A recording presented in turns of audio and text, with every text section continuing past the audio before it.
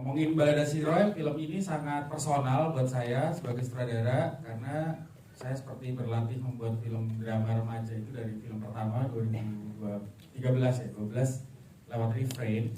Dan yang membuat saya bisa berani ke Jakarta untuk belajar film, mendatangi Mas Hanung dan mengejar cita-cita itu karena saya di masa SMA tahun 2000-an itu 90-an, 98 saya membaca kisah ini gitu karena dia anak muda ini begitu berani untuk mengejar apa yang dia mau, apa yang dia cita-citakan gitu. Dan ketika saya ketemu Mas Gong, zaman dulu saya ingin ketemu Mas Gong dia ngisi workshop tertutup di Kaliurang, saya menyelinap masuk gitu, dan setelah ketemu ketahuan panitia saya diusir. Nah, bertahun-tahun kemudian saya ngomong sama Santi, saya mau filmin ini karena menurut saya kisah ini bisa menginspirasi anak saya untuk berani keluar dari rumah dan kuliah gitu. Dan beneran anak saya berani kuliah sampai ke Jogja sendirian, ngekos gitu. Jadi kisahnya memang di era saya muda, tapi kemudahan itu ternyata setiap generasi remaja bisa sama, keberaniannya bisa nyetrum dengan sama gitu. Dan saya berharap lewat teman-teman media, keberanian remaja di tahun itu bisa similar menginspirasi remaja di tahun sekarang. Beli nanas di Cimahi. Apa kabarnya hari ini? Alhamdulillah. Iya, jadi film ini menjelaskan tentang arti persahabatan, percintaan, persaingan, kesetiakawanan, kemandirian, penantian, dan perjuangan. Jadi kita semua di sini siap berjuang bersama-sama untuk mensukseskan film Balada Si Roy. Dengan pandangan agak ke serong kanan, boleh di serong kanan ada nih, teman-teman serong kanan. Silakan, sebelah kiri juga boleh, silakan. Boleh menghadap ke teman-teman yang ada di sebelah kiri. Oke, terakhir tengah atas lagi boleh nih, tengah ya, silakan teman-teman di tengah. Kerasan, jadi makin banyak bisa nulisnya. Tempat asing ada buat ditaklukkan. Seperti pagi ini bareng Jo, sahabat abadi gue. Serang akan kami taklukkan. Jadi, gue gak mau yang manis kenapa-napa. Ani, penjaga baru kamu itu namanya Jo. Saudara bagus soal cewek, aku yang ngajarin.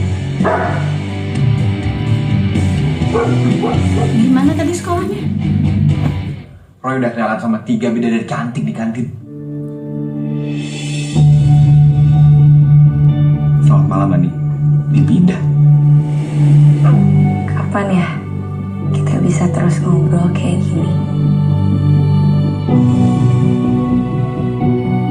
Roy, aku teh mau jadi kabogoh kamu. Yang gue butuhin itu beda.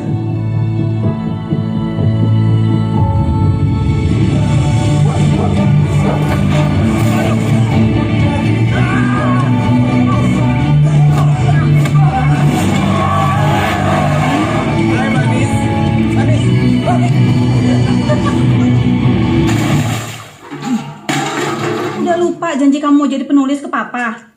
Mau diganti aja itu tinta pakai alkohol gitu. Terus sekarang saya mesti ngapain, Pak? Jawabannya ayah di dia. Kalau catatan salah tinggal di tip X.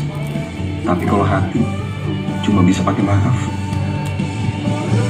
Laki-laki itu harus pergi, tapi juga harus pulang. Apa sebenarnya tujuan gue dilahirkan? Apapun itu, gua harus curahin semua gelisah. Selamat sore semuanya, terima kasih sudah datang. Gue pengen ucapin sebelumnya terima kasih buat Mas Fajar, Santi, dan semuanya, dan juga teman-teman gue yang udah ngasih gue posisi di hati mereka untuk ngebantu gue di film ini. Karena ini bukan sesuatu yang mudah buat gue, karena ini film pertama gue sebagai main karakter. Dan gue juga terima kasih ke nyokap gue yang udah ngedoain gue selalu hampir tiap hari, dan juga ke bokap gue, karena mungkin kalau bokap gue dulu gak jadi, gue juga gak jadi. Kalau dulu bokap gue jadi, gue gak jadi. Jujur ini beban banget menurut gue, karena gue pun belum ngerasa diri gue siap untuk film-film besar seperti ini. Ingat waktu Mas Fajar ngomong, gue tantang lo jadi peran utama, berani gak? Di situ gue mikir banget. Tapi dengan dengan hati gue yang siap gak siap gue terima. Dan alhamdulillah juga gue bilang lagi tadi ada teman-teman gue yang selalu membantu gue dalam proses sebelum menjadi Roy dan sesudah menjadi Roy, mereka tetap membantu gue. Dan meskipun itu berat, tapi gue senang karena ada mereka. Halo, selamat malam. Sore dong, Mo. Maaf kalau di mata saya lebih gelap. Saya berperan sebagai Dula. Dula itu rivalnya Roy lah. Kasihan Roy kalau nggak ada rivalnya. Jadi ya, saya ikut syuting. Seru banget. Maksudnya ini bukan cerita anak SMA yang biasa, lebih seru lagi dari biasanya karena ini menurut saya film tentang kebebasan gitu ya, diperjuangkan oleh seorang Roy. Dan proses syutingnya juga sangat-sangat seru. Kita ada workshop fighting, workshop balapan, terus belajar jadi anjing. Enggak dong, itu kan udah ada anjingnya. Iya, itu mah nggak usah belajar. Iya, tapi seru banget. Ya di Balada Si Roy aku berperan sebagai Wiwik.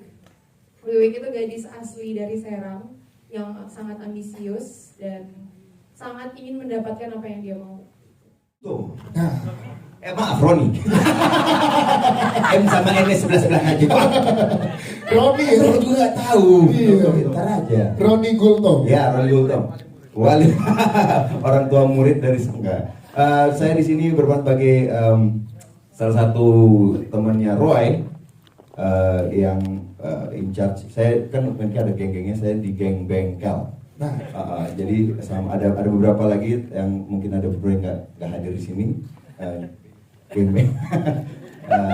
Jadi ya itulah, saya pokoknya ntar sama motor-motor urusannya. Urusannya sama motor-motor. Pokoknya yang bikin filmnya jadi seru pokoknya. Hai semuanya, terima kasih sudah datang ya. Saya di sini sebagai Tony dan Tony itu Tony adalah teman yang Roy temuin pas dia pertama kali datang ke Serang bersama satu lagi namanya Andi. Siap. Nanti konfliknya akan seperti apa kalau yang lo peranin di sini? Serunya dari karakter yang lo peranin. 19 Desember. 19 Desember. Januari. 19 Januari, kalau Desember 4 hari lagi bakal kita tahu. 19 Januari ya. Oke. Siap. Yuk Sumartika, silakan. Ya, halo, selamat sore semuanya. Terima kasih sudah menyempatkan hadir ya. Di sini saya memerankan karakter Edi, yaitu adalah pemuda asli Serang yang roti bakar, yang berposisi sebagai anak OSIS, yang berposisi sebagai ketua OSIS yang ngurusin mereka ini yang begajulan. Ya, terus udah apa lagi sih? Oh, di sini jadi anak baik ya? Iya, yang ngurusin mereka nih. Pusing dah pokoknya. Sepusing apa? Ya, 19 Januari. Itu deh. Mau ngucapin makasih juga sama Bang Tanto udah ikut gabung karena kita jadi banyak referensi tahun 80-an.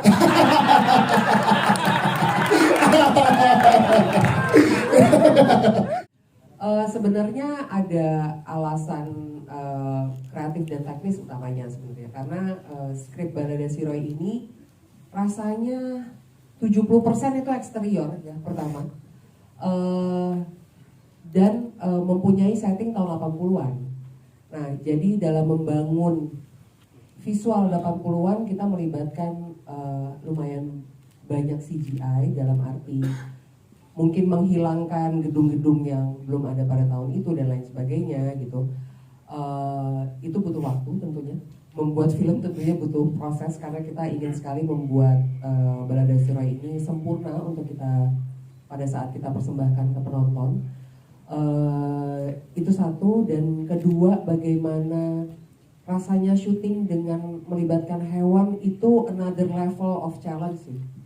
Pertama kita syuting film Balada Si Roy sendiri dengan 70% eksterior dengan teman-teman aktor yang sangat penuh energi ini.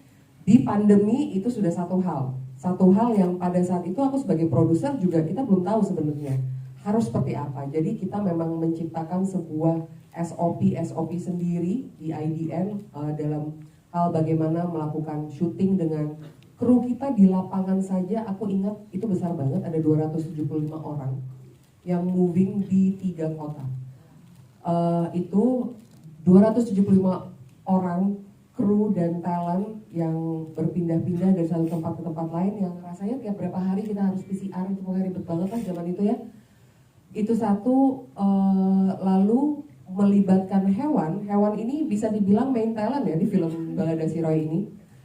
Jadi Joe, kita ada 2 anjing yang berperan sebagai satu Joe, di mana fisik kita manusia tentunya lebih kuat daripada mereka, karena seingatku kayaknya dia setiap 3 jam harus masuk ruangan dan harus AC gitu. Jadi ini sih star sekali lah hewan yang kita libatkan di sini, dan itu teman-teman aku juga salut karena teman-teman semua berakting dengan Joe gitu. Jadi ya itulah namanya membuat film, kita kolaborasi ya. Jadi ini sebuah pengalaman sangat menyenangkan. Survei kita lihat kota Serang di era sekarang itu sangat crowded dan tidak mungkin sudut-sudutnya ditutup untuk kita syuting gitu, karena jalanannya cuma sedikit, jalan utamanya dan sebagainya gitu. Nah ini sebenarnya yang orang Jawa bilang, mungkin kalau nggak ada pandemi filmnya akan susah disyuting, karena kemudian kita menemukan kota Teluk Betung di Bandar Lampung untuk kita sulap menjadi kota Serang. Dan karena pandemi, Teluk Betung yang menjadi pusat bisnisnya Tanah Abangnya Bandar Lampung itu pada saat pandemi tutup. Jadi menjadi kota yang sangat sepi dan bisa kita lakukan syuting di sana. Problemnya kemudian pemerintah daerah Bandar Lampung itu punya syarat di undang-undang daerahnya mereka bahwa setiap bangunan komersil harus ada mahkota siger namanya. Itu yang membuat semua shot ke arah kota itu menjadi harus di CGI, dihilangin kekhasan Bandar Lampungnya. Itu membuat jadi prosesnya cukup panjang.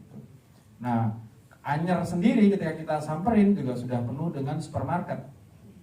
Untuk menyulap Anyer di tahun 80-an, saya nggak mungkin menutup supermarket di sepanjang Jalan Raya Anyer yang ada di kota Anyer itu. Jadi kita syutingnya di pesisir pantai Kalianda di Lampung Selatan. Jadi hanya lompat satu pulau dari Serang itu sendiri. Tapi kita tetap syuting di Serang, di alun-alun Serang pada hari terakhir, 2 hari terakhir syuting gitu. Jadi memang yang paling susah ketika kita menyulap kota-kota di Indonesia di tahun zaman dulu, itu tantangan terbesarnya adalah tidak adanya kesadaran untuk menjaga bangunan dan lingkungan-lingkungan khusus yang bisa kita pakai untuk kita syuting film gitu. Itu sih tantangan terbesarnya selain pandemi dan lain-lainnya. Jatuhnya kan referensi ya itu. Kalau gue sendiri pun sempat menanyakan referensi gue ke nyokap gue. Contohnya, karena kan gue buta banget sama kegiatan-kegiatan yang ada di tahun 80-an. Jadi gue nanya ke nyokap dan juga apa yang nyokap lakuin saat nyokap jatuh cinta sama bokap. Gitu. Itu jadi salah satu referensi gue. Dan karena pun gue juga cuma bisa lihat visual bokap pada tahun segitu di media online, jadi ya gue cari dari situ. Oke, Abiza seperti itu. Kalau Biawan gimana mencari referensi untuk karakter Dullah di tahun 80-an ini? Referensinya apa ya? Sebenarnya aku melihat Dullah di film ini adalah rival buat Roy yang harus menekan dia agar dia melawan. Jadi referensinya justru bukan film 80-an di Indonesia, tapi justru di film-film luar. Bagaimana sih seorang villain membuat hero-nya menjadi superhero. Dan kalau kita membandingkan brand IP paling besar tahun 80-an dari Lupus dan Catatan Si Boy, hanya Balada Si Roy yang belum difilmkan ya. Dan dari 3 itu saya ketika membuat film ini saya memetakan bahwa Catatan Si Boy itu kucing gedongan, Lupus itu kucing komplek, dan Catatan Si Boy ini kucing kampung. Jadi dengan Balada Si Roy itu kucing kampung gitu. Jadi karena itu saya bisa mendefine karakternya dan mendrive ceritanya seperti apa, looknya dan lain-lain. Yang kisah pertama Balada Si Roy Joe, dan nulisnya mungkin ada 2-3 tahun ya nanti ya, sama 2 tahun yang nulis Mas Salman Aristo gitu. Dan karena memang banyak yang sangat suka dengan Source ini. Mas Aris juga dia sangat menyukai novelnya zaman dulu, kemudian Versa juga menyukai kisahnya gitu, dan kita ngelihat karakternya juga petualang, dua-duanya juga petualang. Jadi memang semua yang terlibat di sini adalah mungkin orang-orang yang zaman mudanya terinspirasi sama kisah ini. Jadi saya butuh bantuan juga teman-teman bahwa mungkin kisah ini bisa menginspirasi anak-anak muda sekarang, bahwa anak-anak generasi zaman dulu, bapak-bapak mereka juga seru hidup di masa mudanya. Silakan. Oke, sebelah kanan. Terakhir katakan lagi, terakhir silakan teman-teman di kanan terakhir. Siap. Oke, terima kasih sekali lagi para pemain, terima kasih para guest.